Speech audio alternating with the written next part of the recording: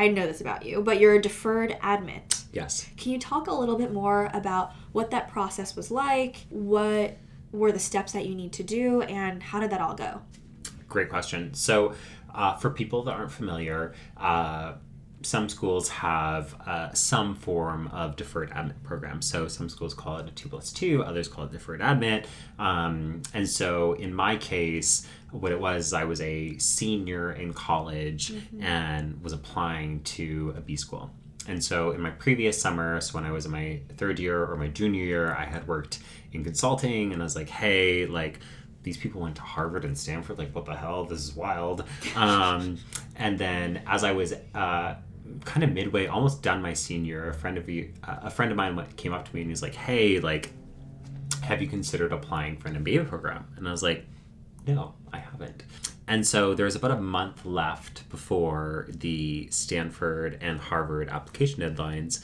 And so I was like, okay, well, let's give it a go. I kind of had about 2 weeks to do the GMAT. Wow. I had to get my reference letters together. I had to write my essay. It was kind of a bit of a shit show.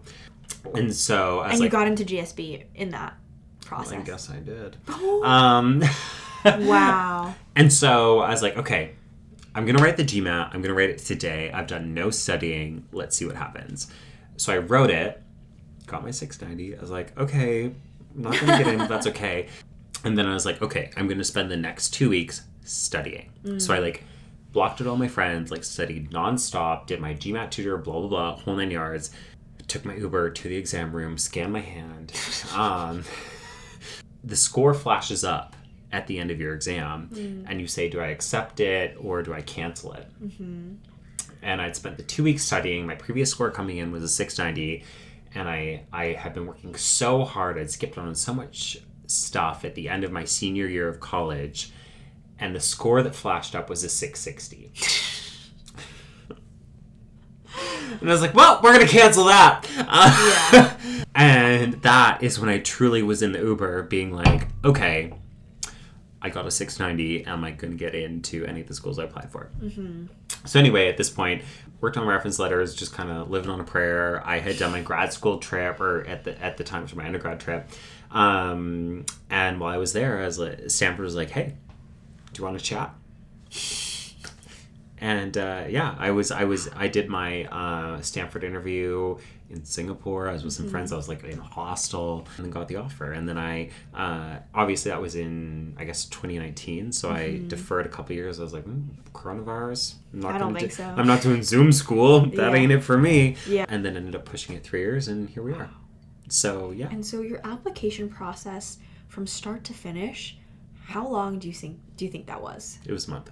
A month. It was 4 weeks, yeah. 4 weeks. Yeah, it was quick. Wow. And then did you already know who you'd want your recommenders to be? Or did they have heads up? Or were they just like, let's turn it around in a weekend, whatever happens, happens? I was literally, I wrote a guide. I was like, so because I was an undergrad, I was like, hey, girly pop. I had a professor that I was working really closely with on some research I was doing. And I was like, hey, girl, you're my go-to. This is your time to shine. Like, I need some help. I need And you. then my other recommender was my boss during my summer internship. And so something whenever I talk to people that are interested in applying, I'm like, hey, I think a lot of people overlook the recommender element of the process. But it's really an opportunity for someone else to kind of flex on your behalf. Yes. And so those recommenders I went to with a really clear ask. I was like, hey, you know me as someone who's done X, Y, and Z, but I need you to talk about me in A, B, and C way. And so my recommenders talked about completely different elements of my life. They talked about, they really tried to back up different pieces of who I was. And so I was really strategic on the recommenders part because I knew I had no time. And did you know, like, your freshman year that you wanted to do B school and, like, you were trying to be... Okay, no. Absolutely not. When did you realize? The month when before? This friend of mine was like, hey, have you thought of B school? Yeah. I had known my consulting firm was going to sponsor me to potentially do B school. And I'm like, oh, okay, this, like, kind of makes sense. But...